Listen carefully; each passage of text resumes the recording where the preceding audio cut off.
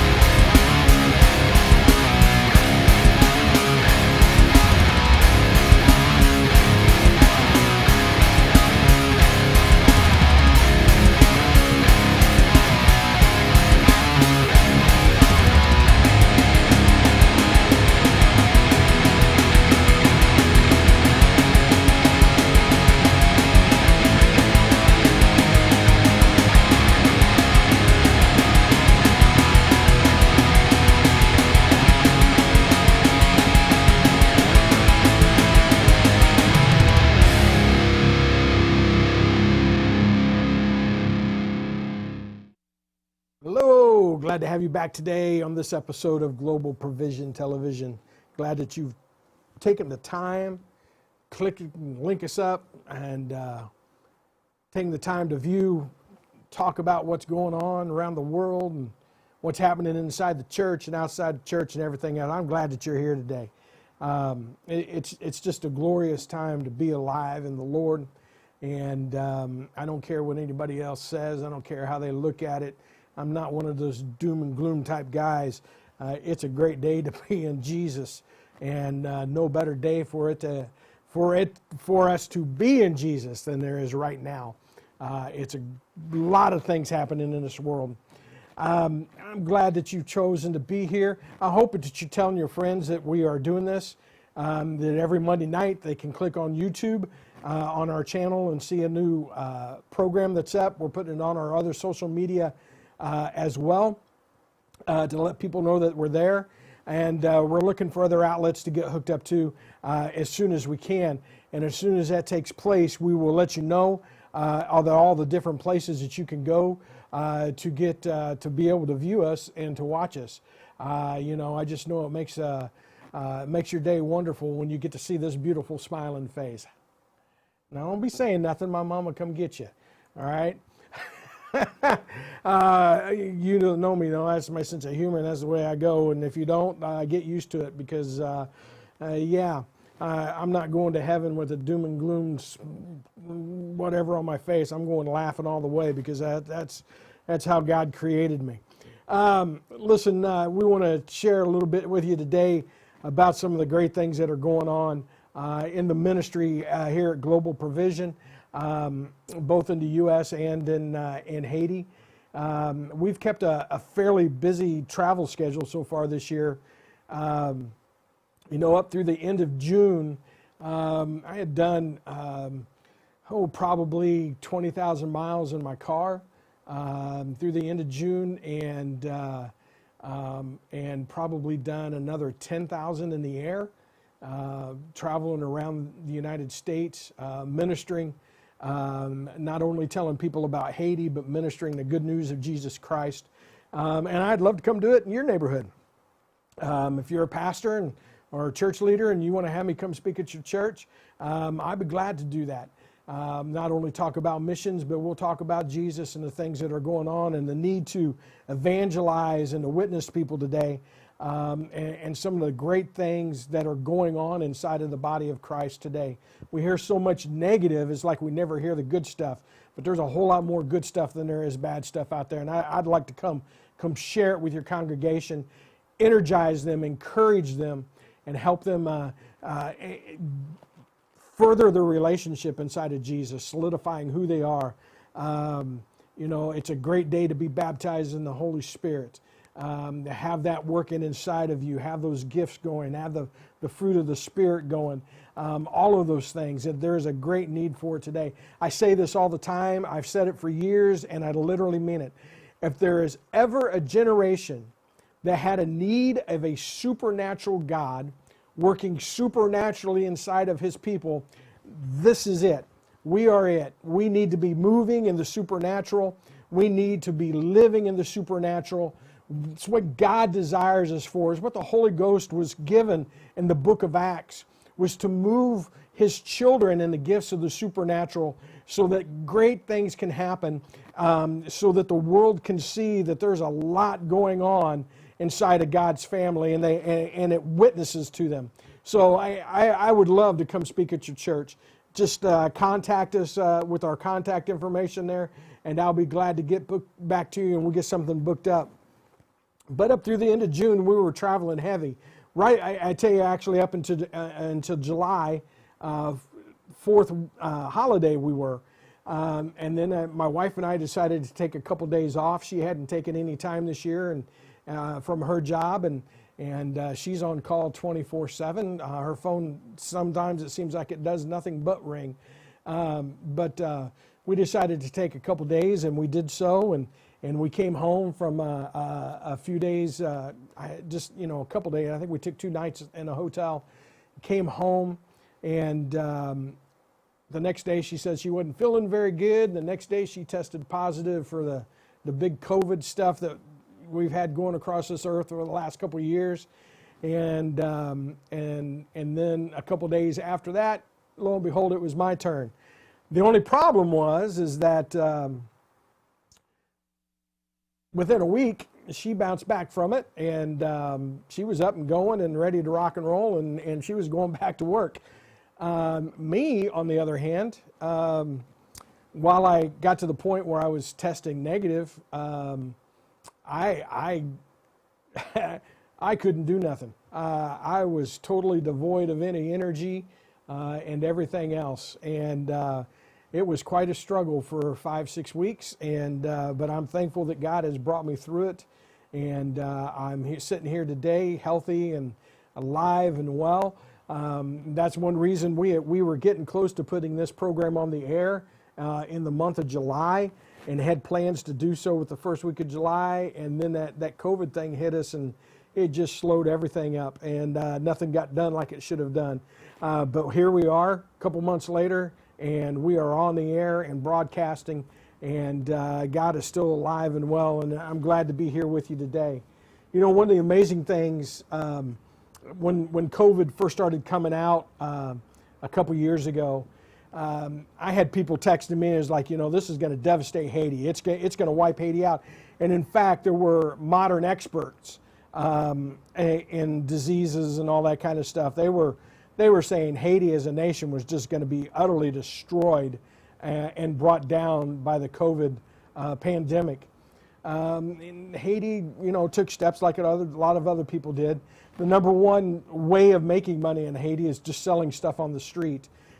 People, your family in America sends you clothing or mattresses or whatever you want, and they sell those items on the side of the street. And the government came through and cleaned all the street vendors out. In fact, even yet today, there's areas, even though they can go back out, where there was real popular with the street vendors, they're just sitting there empty today. It just totally, in that aspect, it just wiped that portion of their economy out. But as far as the disease went, they never had the effects that so many people predicted for them. The vaccines were made available to them, but there were only 6 to 8 places in the entire country where you could go to get it.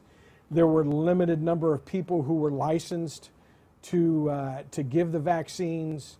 It was difficult. People who may have gotten sick, they didn't want to tell their neighbors that they were sick, because in their neighborhoods they would. I have video of where they set a man's house on fire because he got COVID. And the neighborhood was scared of what he would do, that it would come to them and it would kill them. That's the problem of a lack of education. So they, they were just, they would burn out their neighbors, and the neighbors would have to run for safety in another neighborhood or basically leave the city. It was a very difficult thing for them, but it didn't happen in the great big numbers that they predicted it would happen. The deaths that they predicted would take place did not take place in the nation of Haiti. A lot of people are going to attribute that to medical science, but I'm going to attribute it to a praying church. If there's one thing that the church in Haiti knows how to do extremely well, that's pray. And virtually every church that I've been associated with in Haiti have times of prayer that are just nothing but prayer services. When we say that in the United States, we're talking about a praise and worship team coming in and somebody leaving a different day. No, I'm talking about people who come in and they do nothing but get down on their knees and on their face, excuse me, at the altar and cry out to God. That's their idea of a prayer service. And they are very well versed in that. They know how to get a hold of God at any means and at any cost. And that is the reason that COVID didn't take their nation the way that so many people predicted. They didn't cower, and the church didn't cower in fear or anything else. Hey, let me share with you a little video here of something we got going on, project about our clinic that we got developing, and some stats about medical needs in Haiti. And I'll be back with you in just 2 minutes, all right? Share the word of the Lord with you.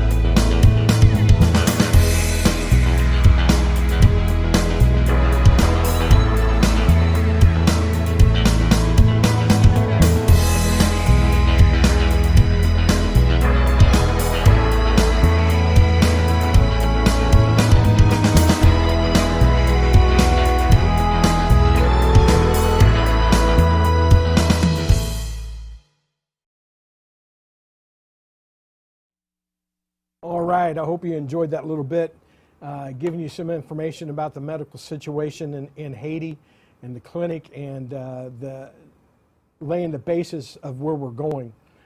Next week, I'm going to share with you some of the blueprints that we have done, some of the drawings for the clinic and what it's going to look like and so forth. So we're glad that that's developing and coming on.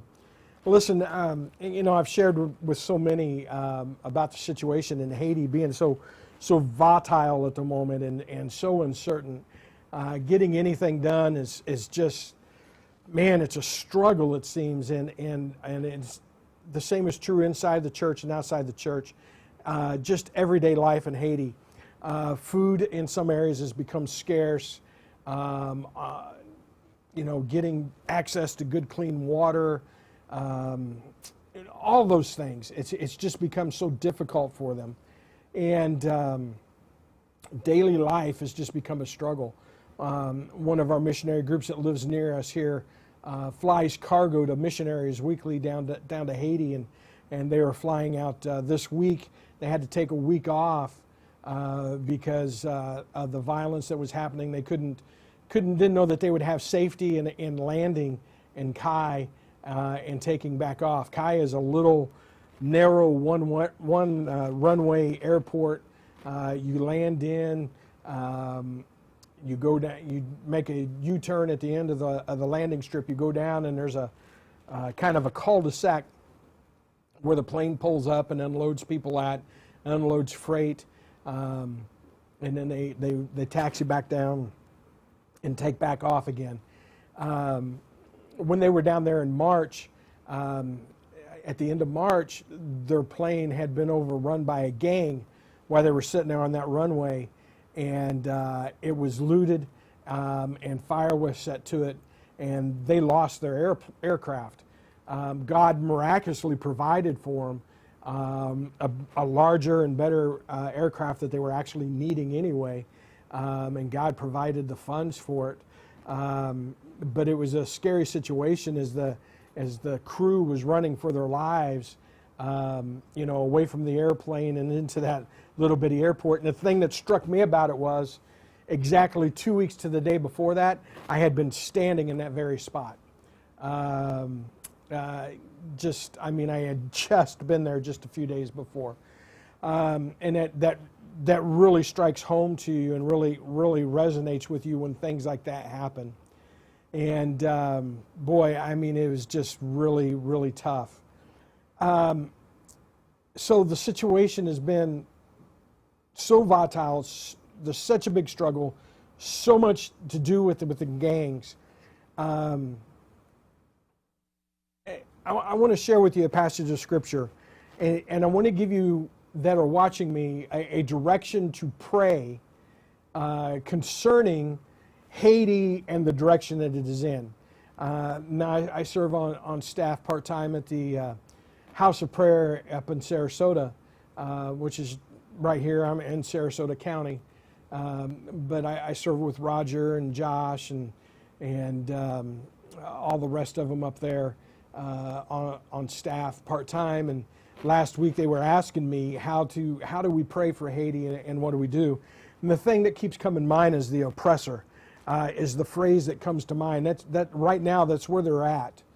They're underneath the foot of a spiritual oppressor. Now, I want you to separate, if you will, the natural physical world and the spiritual world and put a dividing line between them. Yes, there can be correlations between the two, but I'm going to tell you today that what Haiti is going through is a spiritual situation. I know that in the physical realm, there is no real government. There's no president. There's no Congress sitting in positions. There are all the elected officials are pretty much out of office all across the entire nation. There's nobody that has any real power or authority. And in a legal sense and in a governmental sense, it is mass chaos. You think that we have chaos in the American government, you ain't seen nothing till you look at Haiti's. It is mass chaos. But we can't get confused that the chaos is just purely a man thing and overlook the spiritual aspect of it.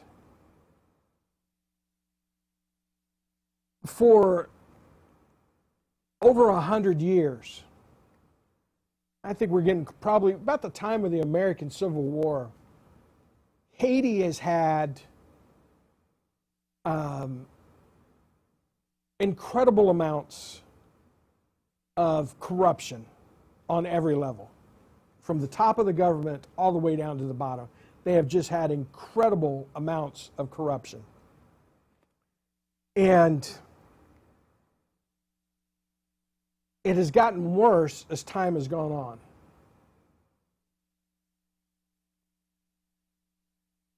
I believe wholeheartedly, and I've had this conversation with church leaders and community leaders in Haiti, that there is a spiritual oppressor who has his foothold in the door, and he's got his foot on the neck of the Haitian island and the Haitian people.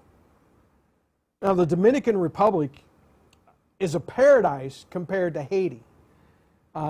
They have electricity most of the time. They have water. There are big resorts in the Dominican that people take vacations to. There aren't places like that in Haiti, but I'm going to tell you this, the beaches in Haiti are prettier. Siesta Key Beach, which is just a short drive from me, is supposed to be the most beautiful beach in the world, and it's always ranked 1, 2, or 3 in surveys around the world. But I'm going to tell you what, I've been on beaches in Haiti that are just as beautiful as Siesta Key. Beautiful emerald green waters. I mean, just an outstanding place to be and to observe. But there's been an oppressor that has had his foot on the neck of the Haitian people. And it's time to break that oppression. Let me share with you a passage of Scripture. This is Joshua chapter number 1 and verse 11, which is probably familiar to some. Pass through the host and command the people, saying, prepare your victuals, for within 3 days ye shall pass over Jordan, to go in to possess the land which the Lord your God gives to you to possess it. I get asked frequently, one of the most common questions I get asked about the church and the people in Haiti is, do you think that the Haitian people understand God like we understand God? My response to that is wholeheartedly, I think they understand Him better than we do because of the situations that they have been. I think they have a better grasp on God and who He is and what He can do and what He wants to do and in their lives and in their country than we do. I think that we've become too easy in those aspects, but I think the Haitian people are on it. And they are ready to possess their land. They are fighting a spiritual giant that has grown so strong over the years. I've mentioned before that when I was a child and I'd go to Haiti that you would hear the voodoo drums or see the voodoo sacrifices and so forth. I think in the last 5, 6 years I've only seen one voodoo sacrifice laying on the road. I've seen a couple of voodoo funerals being performed. I was wanting to get out of the car at one and go lay hands on the casket and call that child. It was a child's casket. I wanted to call him back to life, and Leslie, my driver, was having a fit and locked me in the car, and he was not letting me out. It was quite, but I was ready right there, then and there in front of the voodoo priestess to go to spiritual war with her over that child. I mean, the voodoo is not strong like it was. The Christianity has grown.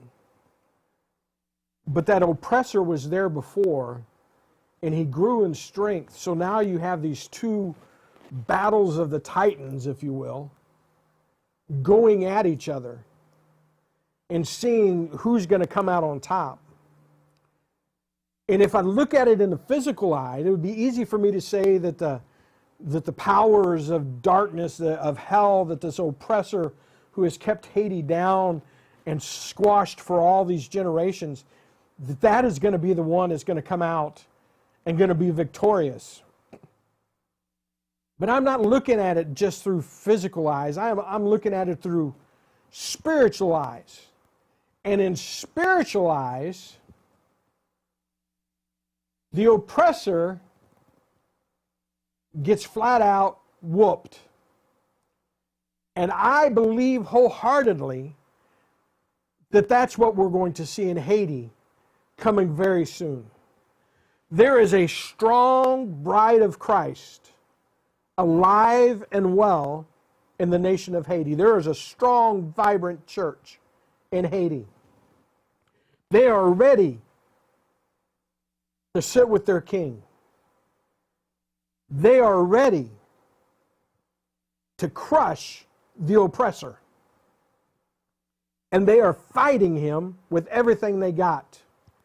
And that's why we need to join with them and help them fight. Stand alongside of them. Pray with them. Pray for them. Pray in the Spirit against that oppressor who has come down on them for far too long and had his way in the nation. It's time to break that demonic spirit and see people set free spiritually, physically, mentally, all across the nation of Haiti. Listen, I want to thank you for joining me today. My time is up. We'll be back next week. Got some new exciting things to share with you. Join us. Be with us. God bless you and everything that you do.